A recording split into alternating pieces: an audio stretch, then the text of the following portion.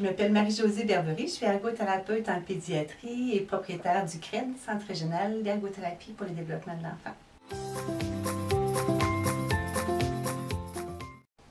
Alors, les principales causes de difficultés au coloriage et à l'écriture, je dirais que si on regarde, il y a 4 sphères finalement. Il y a la sphère motrice, où les enfants vont peut-être présenter un manque de tonus au tronc, vont peut-être présenter un manque de force aux épaules, vont peut-être présenter un manque de dissociation ou de séparation des articulations pour s'ajuster au niveau des activités. Ça, c'est l'aspect moteur. L'aspect au niveau plus technique, ça va être peut-être des enfants qui vont avoir des problèmes de posture assise, peut-être des problèmes de l'appui de l'avant-bras et du poignet sur la table qui amènent beaucoup de précision, ou des problèmes de préhension de crayon.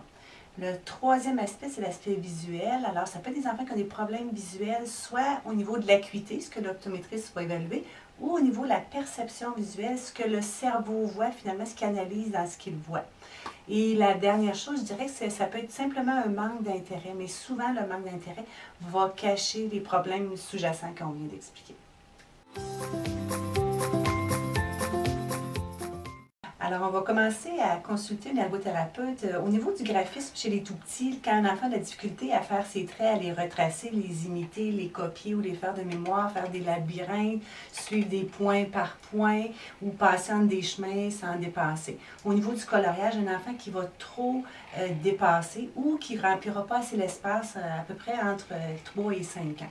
Au niveau de l'écriture, quand on regarde maternelle, un enfant qui a de la difficulté à écrire son prénom, rendu en première année, c'est la difficulté à écrire ses lettres, ses chiffres, à respecter les interlignes, les trottoirs, la grosseur des lettres, l'espacement entre les lettres. Un enfant aussi qui oublierait des lettres dans l'écriture, qui inverserait des chiffres ou des lettres, ou aussi un enfant qui plaindrait de douleur ou de fatigue à l'écriture, au niveau une écriture illisible, une écriture aussi où un enfant ne suivrait pas le groupe, il ne va pas assez vite. Alors, grosso modo, c'est un petit peu les facteurs à considérer.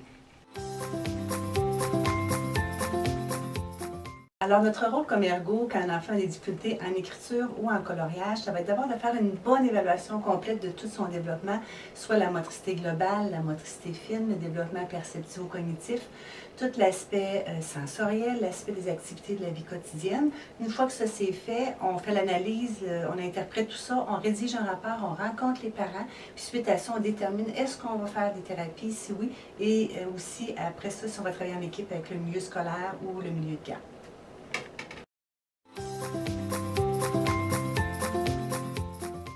Alors, ce que l'ergothérapeute va apporter le plus à la famille, dans le fond, c'est de comprendre, avoir une bonne compréhension au niveau des difficultés de l'enfant.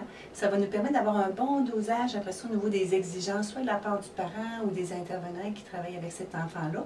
Ça va nous permettre aussi d'avoir un bon coaching avec les parents, puis de notre côté, d'avoir des thérapies bien adaptées aussi à la problématique de l'enfant. Alors, on va donner plusieurs trucs simples à donner aux parents. Alors, la première chose, c'est au niveau moteur, d'utiliser beaucoup quand on se déplace dans la maison pour aller se coucher, à la salle de bain, aller manger, aller se brosser les dents, etc.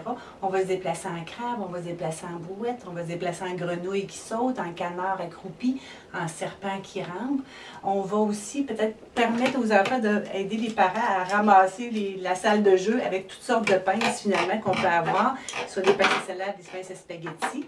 On va s'amuser aussi peut-être à faire des petites cages avec des épingles à linge. On fait des petites cages pour les animaux. On place plein d'épingles comme ça, puis après ça, on place nos petits animaux dedans pour pas qu'ils se sauvent. Ou même faire nos mots de vocabulaire. L'enfant épelle en choisissant des lettres qui sont écrites là, sur les épingles à linge. Alors, au niveau de la fréquence, je pense que l'idéal, c'est ce qu'on vient de voir, c'est dans le fond de l'intégrer à la routine quotidienne. C'est ce qui est le moins lourd pour le parent et le plus fun. C'est certain que plus on va en faire, mieux ça va être. Mais en fait, ce qui est surtout important, c'est la régularité. Alors, on va toujours maintenir le plaisir avec l'enfant en commençant d'abord avec des activités plus faciles où l'enfant va vivre des succès, il va vivre des réussites, il va avoir le goût de recommencer et là, on va augmenter le niveau de difficulté graduellement. Évidemment, on va renforcer positivement ces succès-là, ces progrès-là. On va passer aussi beaucoup par l'humour, le plaisir, on va éviter les confrontations, on va animer beaucoup les objets aussi. Ensuite de ça, on va peut-être déterminer avec l'enfant, on va lui offrir des choix en termes de répétition, en termes d'activité qu'il aimerait, en termes de durée.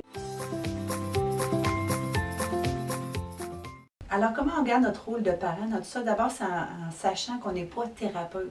Et à ce moment-là, on va garder un peu la notion de plaisir, la notion d'humour qu'on a parlé dans l'autre question. Et on doit voir cette période-là qu'on passe avec notre enfant comme un temps précieux et non comme une surcharge qu'on a avec notre enfant. La deuxième chose, c'est de se référer justement beaucoup au thérapeute pour être capable de bien adapter nos activités avec notre enfant. Et la dernière chose, je pense, c'est de ne pas comparer. On doit partir de l'enfant lui-même, de son développement pour progresser. Alors, si vous êtes inquiet pour vos petits, venez nous voir en ergothérapie.